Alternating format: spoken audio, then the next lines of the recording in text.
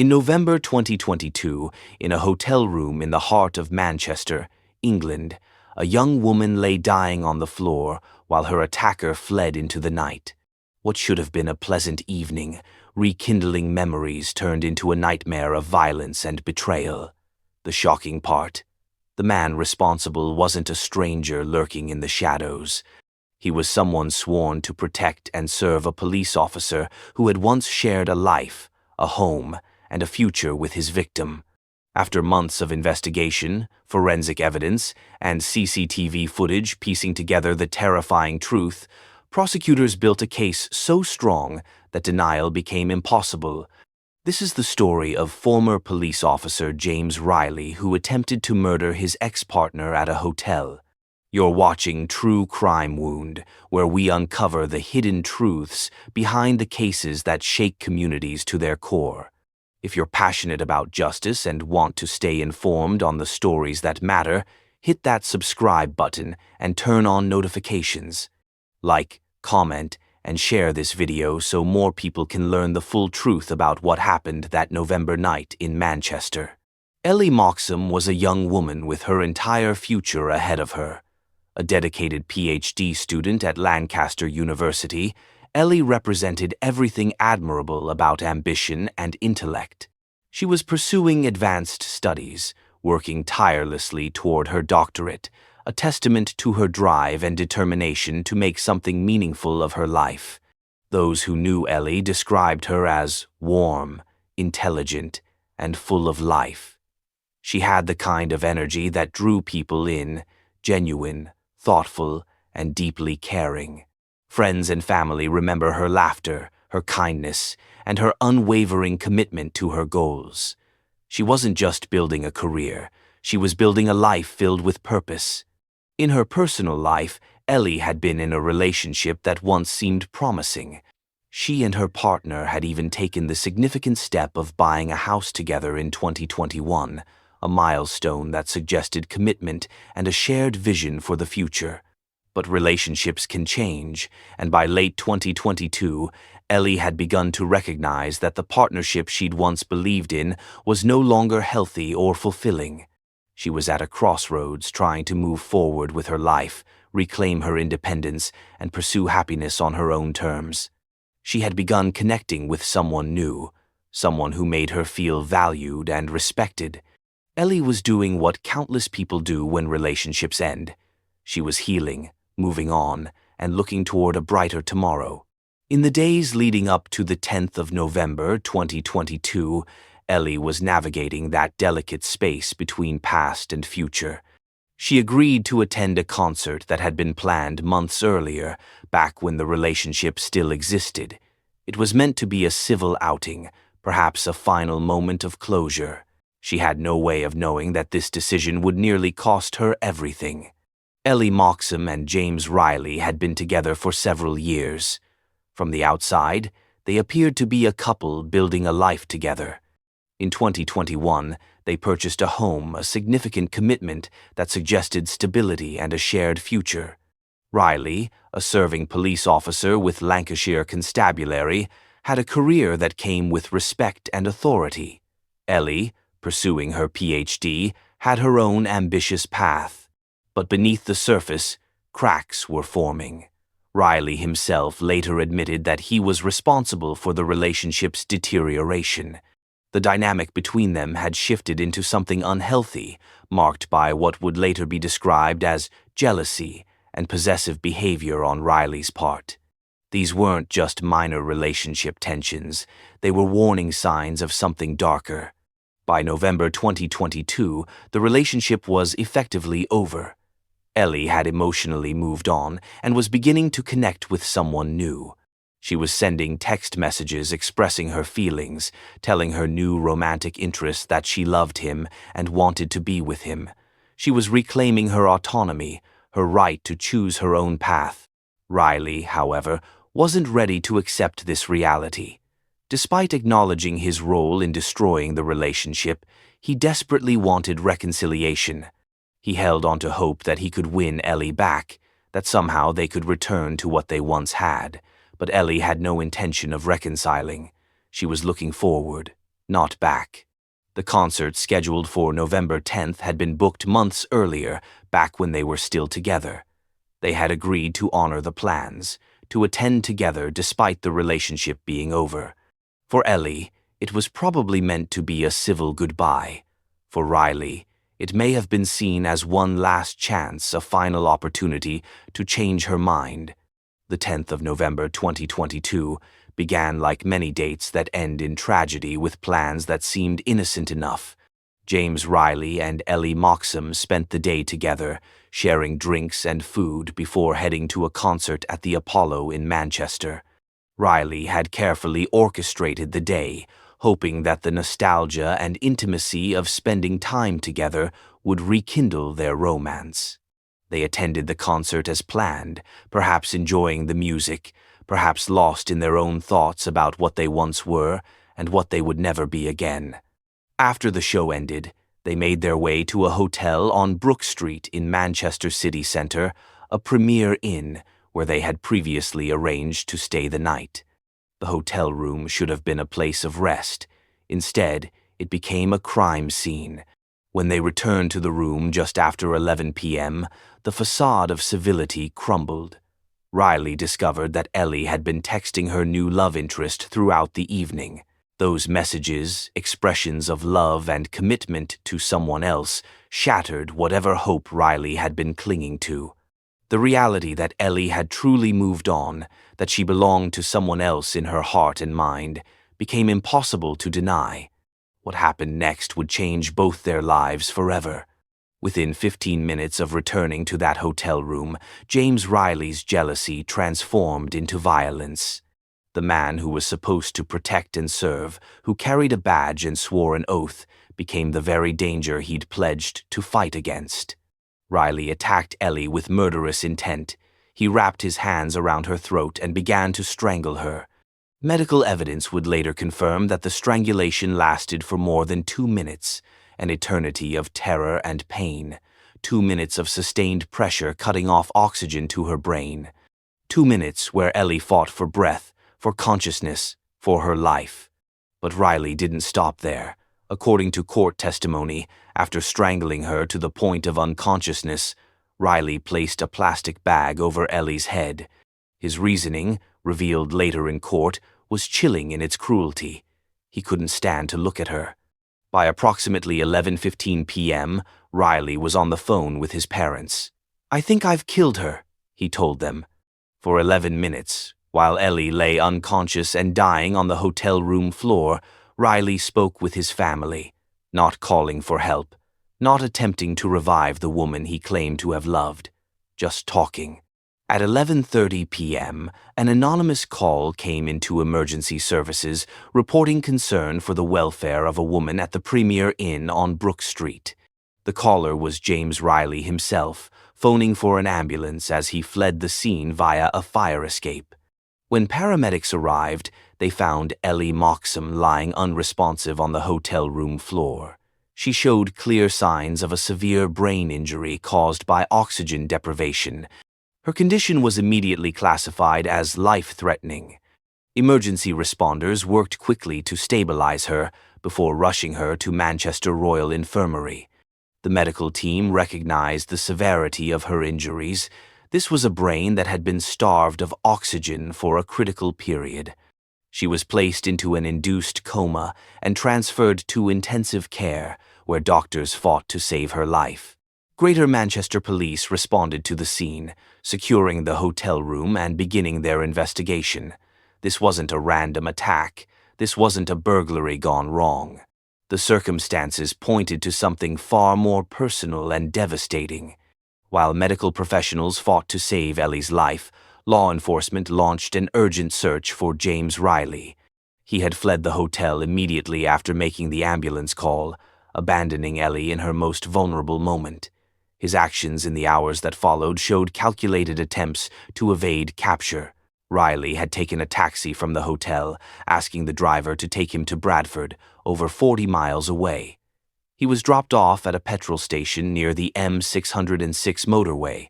From there, he made his way to his parents' home, arriving at 3:45 a.m. His mother, upon realizing what had happened, immediately alerted the police. His father locked the front door, trying to contain Riley until officers arrived. But Riley wasn't finished running.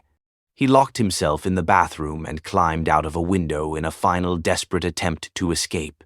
The coordinated search involved multiple police forces across the northwest of England, specialist operations teams, resources from 3 different forces, and countless officers worked through the night. At 4:09 a.m., on November 11th, just hours after the attack, Riley was located and arrested in West Yorkshire. The man who had sworn an oath to uphold the law was now in handcuffs, accused of attempting to murder the woman he had claimed to love.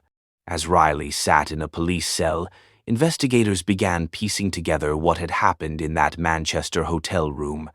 The case presented unique challenges. Ellie Moxham, the victim and only witness, had suffered such severe brain trauma that she had no memory of the attack itself. But investigators had other evidence. CCTV footage from the hotel captured Riley's movements that night, his arrival with Ellie, their return after the concert, and his frantic escape via the fire exit. The cameras told a story Riley couldn't deny. Medical evidence proved crucial. Forensic experts examined Ellie's injuries and determined that she had been strangled continuously for more than 2 minutes. The hypoxic brain injury she sustained was consistent with prolonged asphyxiation. The plastic bag found at the scene added another layer of horror to the prosecution's case.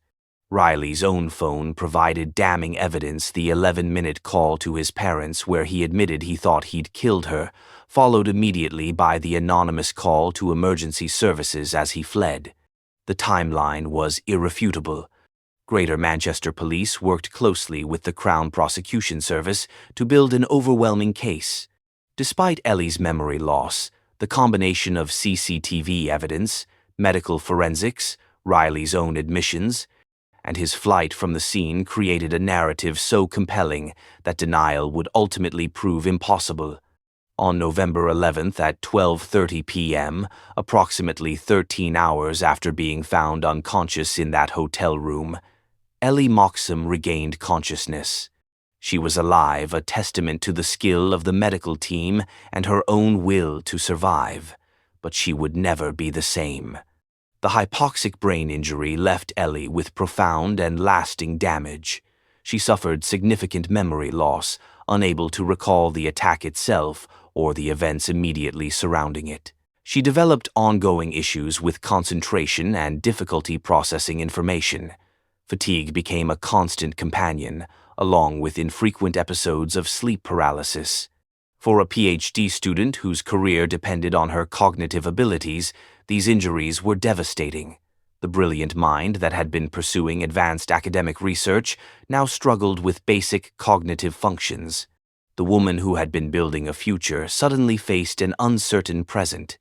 But perhaps more devastating than the physical and cognitive injuries was the psychological trauma. Ellie had been betrayed by someone she had once trusted, someone she had built a life with, someone who should have protected her. Lancashire Constabulary moved swiftly once Riley was arrested. He was immediately suspended from duty, and the Professional Standards Department launched an internal investigation running parallel to the criminal case. On the 30th of January 2023, less than 3 months after the attack, an accelerated misconduct hearing was held. The verdict was unequivocal. James Riley was dismissed from Lancashire Police without notice. His career in law enforcement was over. Riley was also added to the College of Policing barred list, ensuring he could never again work in policing anywhere in the United Kingdom.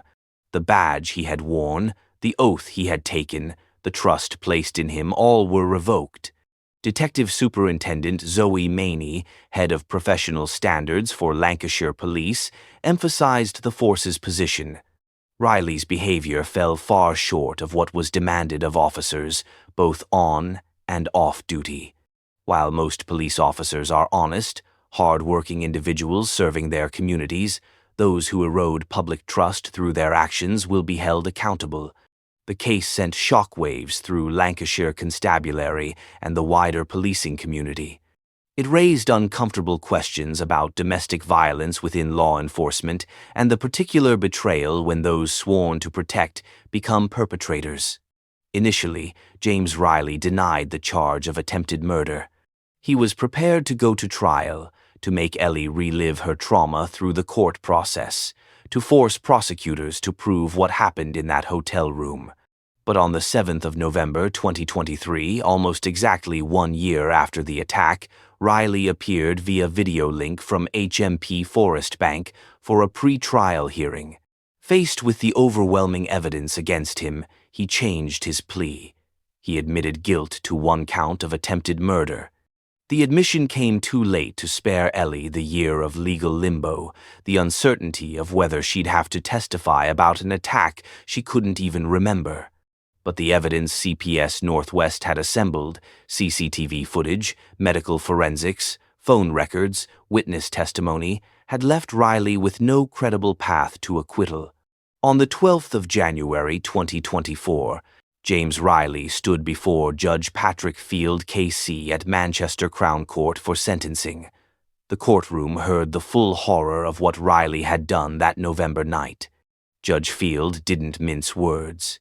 He told Riley that the relationship had become characterized by jealousy and possessive behavior, all stemming from Riley himself.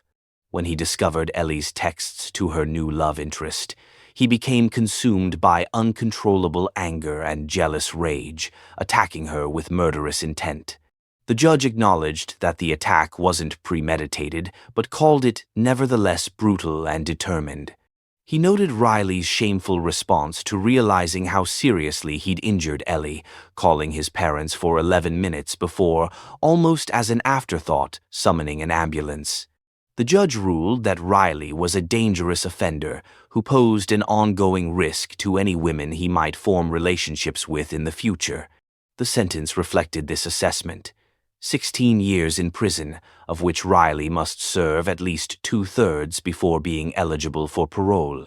Through his barrister, Riley offered apologies to Ellie, to her family, to his own family, to his police colleagues. He acknowledged that Ellie did nothing wrong, that she was entitled to pursue whatever life she wanted. He claimed to be truly sorry and promised she would never hear from him again. But his defense attorney also admitted the obvious. Leaving Ellie severely injured and dying in that hotel room had been an act of cowardice. Detective Sergeant Heidi Cullum from Greater Manchester Police's Major Incident Team praised Ellie's bravery throughout the case, commending her strength in telling her story despite the memory loss and trauma. What happened to her by someone she should have been able to trust was, in Cullum's words, unthinkable. Nikki Moore, senior Crown prosecutor for CPS Northwest, reflected on the case's challenges and successes. Despite Ellie being unable to recall the attack due to her injuries, the close collaboration between CPS and Greater Manchester Police had built an ironclad case. Riley's violent attack in a jealous rage had caused lasting physical and psychological damage. Though he claimed instant regret, his actions proved otherwise. He fled rather than face consequences. Lancashire Constabulary issued statements emphasizing that Riley's actions did not reflect policing in any way. The vast majority of police officers are committed individuals focused on serving their communities and keeping them safe. But when officers fall below expected standards and erode the trust that effective policing depends upon, there would always be accountability. This case resonated far beyond Manchester. It highlighted the particular horror of domestic violence perpetrated by those in positions of authority and trust. Police officers are granted extraordinary powers. They can arrest, detain, and in some circumstances, use force. They wear uniforms that symbolize protection and safety. When that trust is violated, when that power is abused, the betrayal cuts deeper.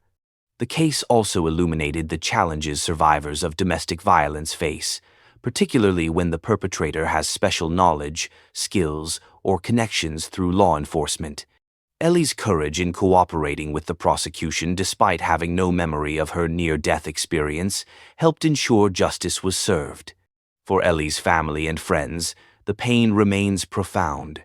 They watched someone they loved fight for her life, survive against the odds, and then face the long road of recovery with permanent cognitive damage. They witnessed the man who was supposed to love and cherish Ellie instead try to end her life in a moment of possessive rage. The Lancaster University community, where Ellie was pursuing her PhD, also felt the impact. A promising scholar, a brilliant mind, had been forever altered by senseless violence. This case speaks to the fragility of trust, the catastrophic consequences of jealousy and possessiveness, and the importance of recognizing warning signs in relationships. Controlling behavior, jealousy, and possessiveness aren't just personality quirks, they're red flags that can escalate into violence. Today, Ellie lives with the permanent consequences of Riley's rage, cognitive difficulties, memory problems, chronic fatigue. But she also lives. She survived. And Riley's conviction ensures he cannot hurt her or anyone else for at least the next decade. To everyone watching, remember this. You have the right to leave any relationship that makes you unhappy or unsafe. You have the right to move on, to find new love, to pursue your own future. And if someone responds to your autonomy with threats, violence, or control, that's not love, it's abuse.